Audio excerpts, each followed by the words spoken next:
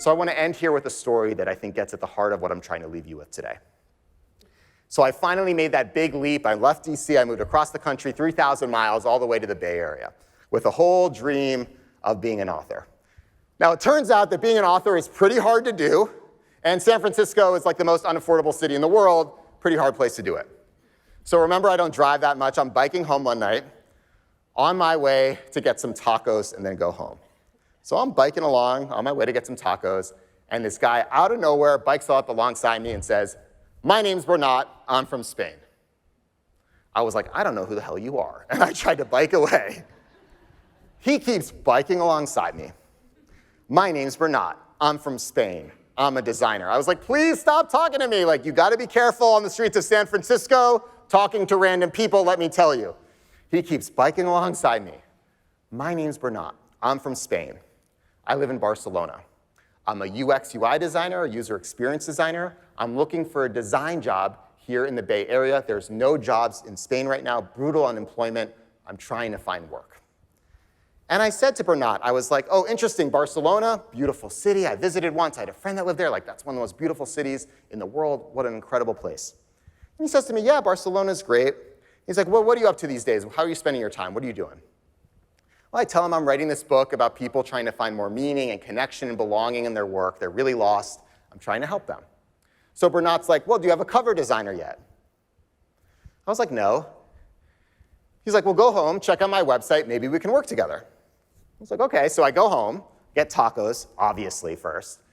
Then I go home, and I check out this guy, Bernat's website. I was like, wow, this guy's pretty good. He's a pretty good designer. I had samples of his work, a whole portfolio. Like, this guy's a pretty good designer. So I post on Facebook later that night. "Just met this wild dude, Bernat, while I was biking home tonight. He hails from Spain, from Barcelona. He's looking for a design job here in the Bay Area. If you know of anything, let him know." A couple minutes later, my buddy Yi comments on the Facebook thread. He said, "Oh, Bernat should talk to my friends. They're doing this mobile startup in Palo Alto. There's like 5 of them. They don't really know what they're doing yet. They don't have a lead designer. Maybe they can work together." A couple weeks later, Bernat meets with the team.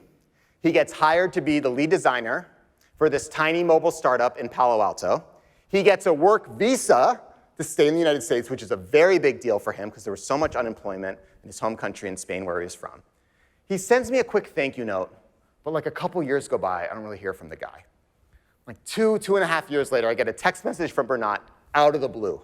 "Smiley, I'm taking you out to dinner anywhere you want to go." I was like, sweet, I would love to get taken out to dinner. I'm writing this book. It turns out it's pretty hard to be an author. Like, San Francisco's really expensive. I'm broke. Like, maybe I made a big mistake. I should go back to my old job in DC. Like, my life is in shambles again. So we go out to this fancy meal, get a bottle of wine, a bunch of food. I'm like, "What's going on, man? Why are you taking me out to dinner?" Turns out that the mobile startup he had been working for had just been acquired by Yahoo for $80 million. He's the 5th employee at the company. He's paid almost entirely in equity. He definitely could afford to take me out to dinner. And he says to me, "Smiley, thank you. This wouldn't have happened if not for you." And I said to him, I was like, "No, man, thank you. Because this guy talked to a random stranger in a city he didn't live in a country he wasn't from, on a bicycle." Like, who the hell does that?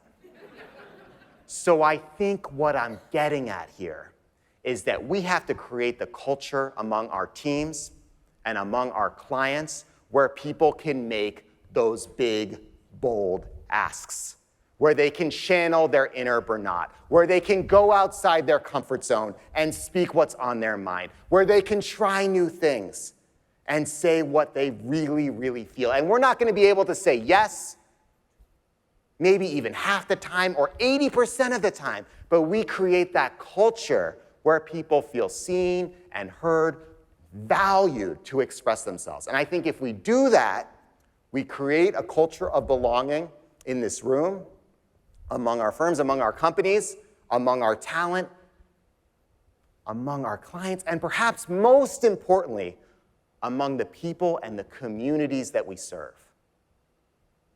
Thank you so much for having me today. It was wonderful to be with all of you. Thank you. Thank you.